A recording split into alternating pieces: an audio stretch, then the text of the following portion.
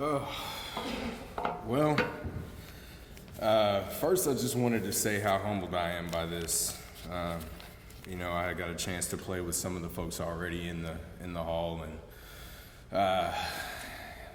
know quite a few of the people that are already in the hall as well. And just being thought of in the same light as some of those folks is an honor amongst itself. But I didn't want to be long. I wanted to be very brief, but I did want to thank a lot of the coaches, Coach Craig Head, Coach Griffin for picking me up every day in the summer, even though I really didn't want him to work out for football every day.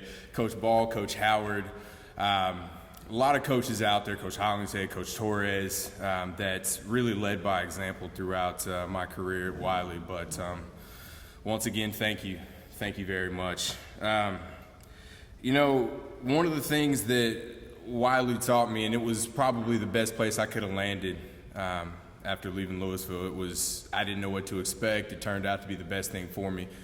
It really hammers down the fact that God has a plan for us all, because I didn't know what to expect, honestly. But it turns out, once again, it was probably the best thing for me. Going someplace where I was accepted by everyone and it felt like home from the first day I walked into that high school. Expectations were high, very high. Football, baseball, everyone expected a lot out of our group. Our group was a special group. We were a bunch of guys, 17, 18-year-olds that thought we were tough, but but I mean, really, it's just really about looking back on it. I still hang out with a lot of guys in my class, and we rarely ever talk in depth about, what we did. But when we do, it's the little things. It's not, the big things, who we beat, all this. It's really what we did in the huddle, what we did on the buses,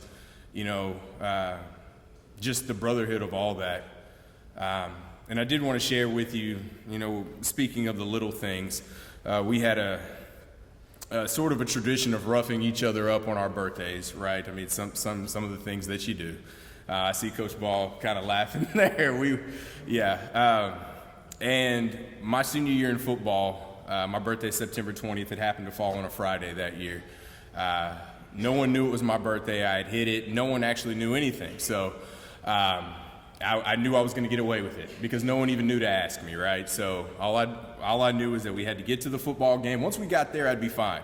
No one would find out after that. I'd escape the beat down, and once they asked me, I'd tell them that they missed me, right? When was your birthday? You missed me. So I remember I had made a nice run, and we go back to the huddle, and the announcer announces, "It was a nice run by our birthday boy, Zach Scruggs." So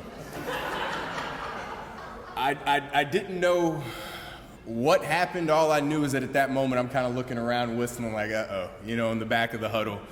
My friend Steven says, "Hey, is it your birthday, man?" I say, no. And I said, "Yes, it is.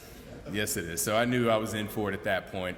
I got a beat down after, in the locker room pretty bad after that game, and it was worse than most. And the response I got for asking why was it worse than most, it was because I dealt in deception, right? I didn't lie because I didn't, no one knew it was my birthday to even ask me, but I guess deception got me beat down. But later I found out that it was indeed my own mother who had gone up to the press box and told them that it was my birthday, and that's what got me thrashed thoroughly. But, thanks, Mom. I appreciate that. But those are the little things that you remember. It really is. Our Thursday morning, just talking about our Thursday meetings that we had, during the JV games in football, or being on the bus in baseball, going through all the routines that we had and all the superstitions that we had. So I just want to say I'm truly honored and humbled by this, and really appreciate it. Thank you.